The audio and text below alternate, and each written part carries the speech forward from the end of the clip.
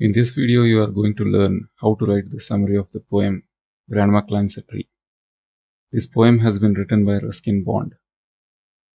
In this video, I am going to explain the summary of the poem sentence by sentence with Kannada meaning. What you have to do is, you have to understand these sentences, learn these sentences, and try to write the summary of the poem without seeing. Grandma had a strange habit of climbing trees. Usually grandmothers don't like climbing trees, but Ruskin Bond's grandmother was unique. Ruskin Bond calls her a genius. She had an unusual practice or habit of climbing trees even at that age. ಅಜ್ಜಿಗೆ ಮರ ಹತ್ತುವ ವಿಚಿತ್ರ ಅಭ್ಯಾಸ ಇತ್ತು. ಸಾಮಾನ್ಯವಾಗಿ ಅಜ್ಜಿಯಂದಿರು ಮರ ಹತ್ತುವುದನ್ನು ಇಷ್ಟಪಡುವುದಿಲ್ಲ. ಆದರೆ ರಸ್ಕಿನ್ ಬಾಂಡ್ ಅವರ ಅಜ್ಜಿ ತುಂಬಾ ವಿಶೇಷವಾಗಿದ್ದರು. ಅದಕ್ಕೇನೆ ರಸ್ಕಿನ್ ಬಾಂಡ್ ಅವರನ್ನ ಜೀನಿಯಸ್ ಅಂತ ಕರೆದಿದ್ದು. ಅವರಿಗೆ ಮರ ಹತ್ತುವ ವಿಚಿತ್ರ ಹವ್ಯಾಸ ಅವರಿಗೆ ಮೊದಲಿನಿಂದಲೂ ಇತ್ತು. She used to climb trees very quickly. Even though she was a grandmother, she was an old lady. She could climb trees very fast. She was not weak. She was very energetic. ಅವಳು ತುಂಬಾ ಬೇಗ ಮರಗಳನ್ನು ಹತ್ತುತ್ತಿದ್ದಳು. ಅಜ್ಜಿ ವಯಸ್ಸಾಗಿದ್ದಾಗ್ಯೂ ಕೂಡ ಮರಗಳನ್ನ ತುಂಬಾ ವೇಗವಾಗಿ ಹತ್ತುತ್ತಿದ್ರು. ಅಜ್ಜಿ ವೀಕ್ ಇರಲಿಲ್ಲ, ತುಂಬಾ ಸ್ಟ್ರಾಂಗ್ ಆಗಿದ್ರು. She was 62 years old. Ruskin Bond's grandmother was 62 years old. At this age, most of the people may feel difficulty in walking. Ruskin Bond's grandmother was strong enough to climb trees even at that age. ಅಜ್ಜಿಗೆ 62 ವರ್ಷ ವಯಸ್ಸಾಗಿತ್ತು. ಈ ವಯಸ್ಸಿನಲ್ಲಿ ಸುಮಾರು ಜನ ನಡೆದಾಡುವುದೇ ಕಷ್ಟ. ಅಂಥದ್ರಲ್ಲಿ Ruskin bond ಅವರ ಅಜ್ಜಿ ಮರಗಳನ್ನ ಏರ್ತಾ ಇದ್ರು. She had learnt it from her brother when she was 6 years old.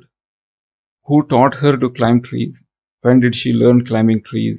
For these questions, the answer is when she was 6 years old. Then her brother taught her to climb trees. Since then, she has been climbing trees.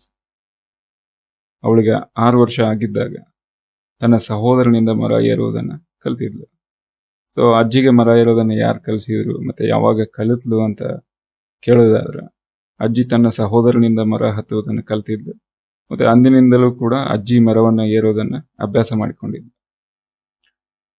She had climbed all the trees of the garden. Grandmother had not spared any tree in the garden, no matter how large the tree is or how wide the tree is. She had climbed all type of trees in the garden. ಅವಳು ತೋಟದಲ್ಲಿರುವಂತಹ ಎಲ್ಲಾ ಮರ ಗಿಡಗಳನ್ನ ಹತ್ತಿದ್ಲು. ಮರ ಎಷ್ಟೇ ವಿಶಾಲವಾಗಿರ್ಲಿ, ಎಷ್ಟೇ ದೊಡ್ಡದಾಗಿರ್ಲಿ, ಅಜ್ಜಿ ಹೆದರ್ತಾನೆ ಇರಲಿಲ್ಲ. Garden ನಲ್ಲಿರುವಂತಹ ಯಾವ ಮರವನ್ನು ಕೂಡ ಬಿಟ್ಟಿರಲಿಲ್ಲ. ಎಲ್ಲ ತರಹದ ಮರಗಳನ್ನ ಏರಿದ್ಲು. She liked trees more than lift. Grandmother liked climbing trees more than anything else.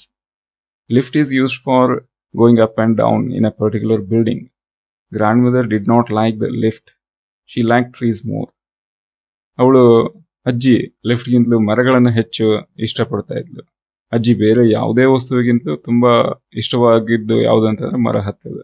ಒಂದು ಬಿಲ್ಡಿಂಗ್ ನಲ್ಲಿ ಮೇಲೆ ಕೆಳಗೆ ಹೋಗ್ಲಿಕ್ಕೆ ಬಳಸುವಂತ ವಸ್ತು ಲಿಫ್ಟ್. ಅಂತ ಲಿಫ್ಟ್ ಕೂಡ ಅಜ್ಜಿಗೆ ಇಷ್ಟ ಇರಲಿಲ್ಲ ಅಂತ ಕವಿ ಹೇಳ್ತಾನೆ. People told her to stop climbing trees. Here people means her relatives, well-wishers. They told her to stop climbing trees. They said, day by day you are getting older and older. You are getting weaker, they said. ಮರ ಹತ್ತುವುದನ್ನ ನಿಲ್ಲಿಸುವಂತೆ ಜನರು ಅವಳಿಗೆ ಹೇಳಿದ್ರು.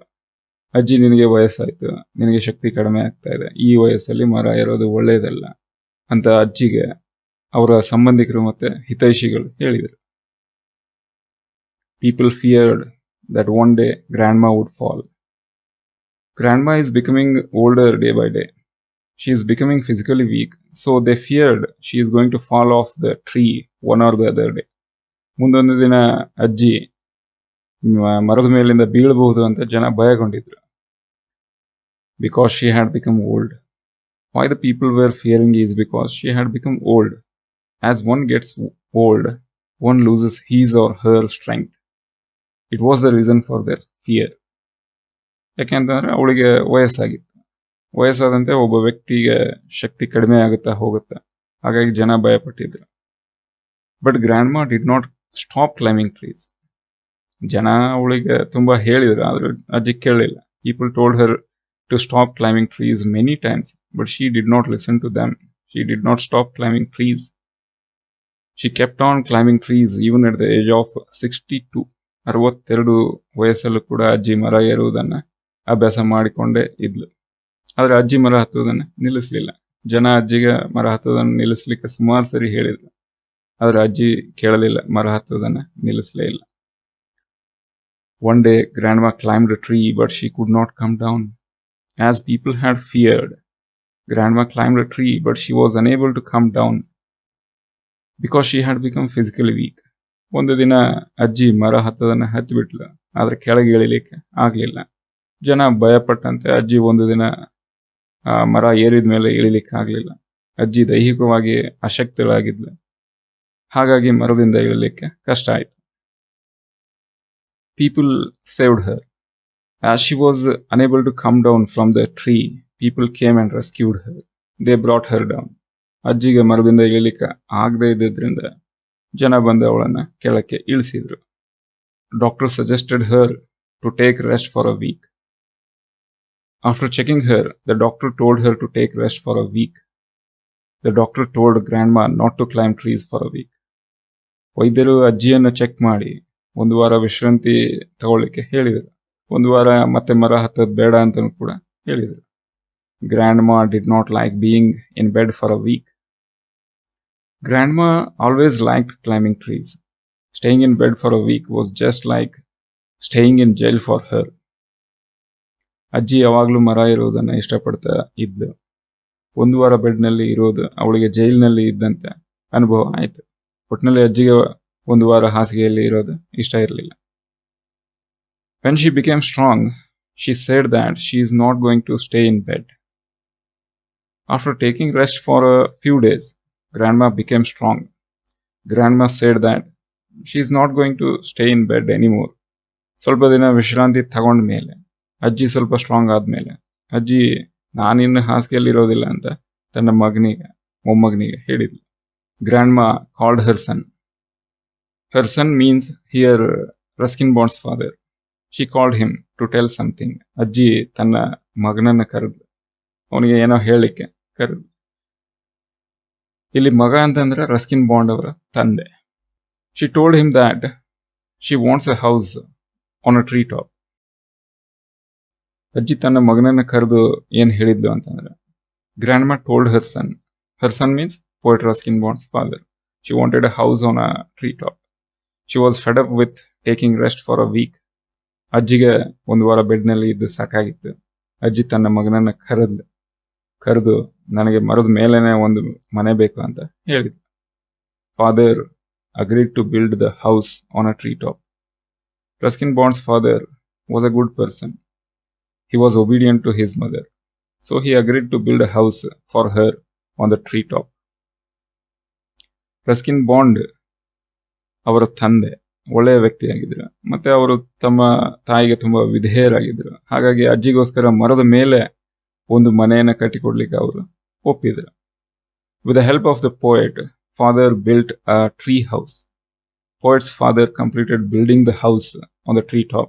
He took the help of the poet Ruskin Bond. ಕವಿಯ ತಂದೆ ಮರದ ಮೇಲೆ ಮನೆ ಕಟ್ಟಲಿಕ್ಕೆ ಆರಂಭಿಸಿದ್ರು, ಮತ್ತೆ ಮನೆ ಕಟ್ಟಲಿಕ್ಕೆ ಕವಿಯ ಸಹಾಯವನ್ನ ಪಡೆದರು. Grandma started to live in the tree house. After the completion of the house on the treetop, grandmother, she started living in the tree house. ಮರದ ಮೇಲೆ ಮನೆ ಪೂರ್ಣಗೊಂಡ ನಂತರ ಅಜ್ಜಿ ಮರದ ಮೇಲಿನ ಮನೆಯಲ್ಲಿ ಜೀವಿಸಲಿಕ್ಕೆ ಆರಂಭಿಸಿದ್ಲು. The poet used to give her food by climbing the tree. She did not want to come down even for food. She liked the life on the treetop. ಕವಿ ಮರ ಹತ್ತಿ ಅಜ್ಜಿಗೆ ಆಹಾರವನ್ನ ನೀಡುತ್ತಿದ್ದ. ಅಜ್ಜಿ ಊಟ ಮಾಡಲು ಕೂಡ ಮರದ ಮೇಲಿನ ಮನೆಯಿಂದ ಕೆಳಗಡೆ ಇಳಿದು ಬರಲಿಕ್ಕೆ ರೆಡಿ ಇರಲಿಲ್ಲ. Thus, Grandma started to live happily on the treetop house. Grandma liked the life on the treetop. She lived there very happily. ಹೀಗೆ ಅಜ್ಜಿ ಮರದ ಮೇಲಿನ ಮನೆಯಲ್ಲಿ ಖುಷಿಯಿಂದ ಜೀವಿಸಲಿಕ್ಕೆ ಆರಂಭಿಸಿದ್ರು. ಇಷ್ಟು Grandma climbs a tree ನ summary. If you want to get 4 out of 4 marks, write these 23 sentences in a paragraph without mistakes in your examination like this. ಪರೀಕ್ಷೆಯಲ್ಲಿ 4ಕ್ಕೆ 4 marks ತಗೋಬೇಕಂದ್ರೆ ಈ 23 ಸೆಂಟೆನ್ಸ್ಗಳನ್ನ ಒಂದು ಪ್ಯಾರಾಗ್ರಾಫ್ನಲ್ಲಿ ಈ ರೀತಿ ಮಿಸ್ಟೇಕ್ಸ್ ಇಲ್ಲದೆ ಬರೆಯುವುದನ್ನು ಪ್ರಾಕ್ಟೀಸ್ ಮಾಡಿ. All the best.